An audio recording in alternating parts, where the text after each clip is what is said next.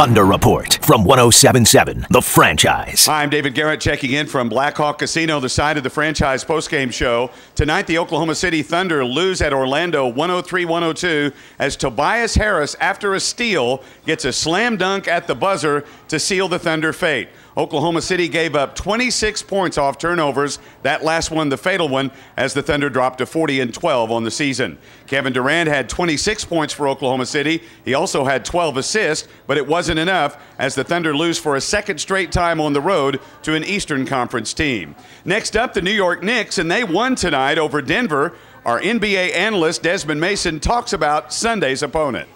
Well, Desmond, as with every fan, we want to know why the Knicks are so bad. They have such great stars on their team, and Amari Stoudemire and Carmelo Anthony and Ty Chandler. What's happened to this team this season? I think it's chemistry. You know, a lot of times in chemistry, you can have very talented players. You can't get the chemistry together.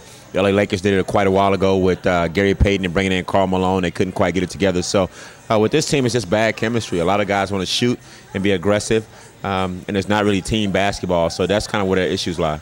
When you look at the Brooklyn Nets from across the island a little bit, they had chemistry problems as well, but they seem to have found their way with all the stars on that team. Could the Knicks find their way before it's over?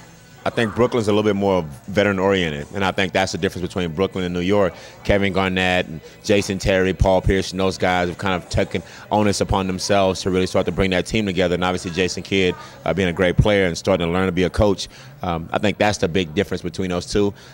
In New York, that's not necessarily the case, so they got a little bit more of an issue going on. Well, the Thunder play great team basketball. What do you see happening in this game?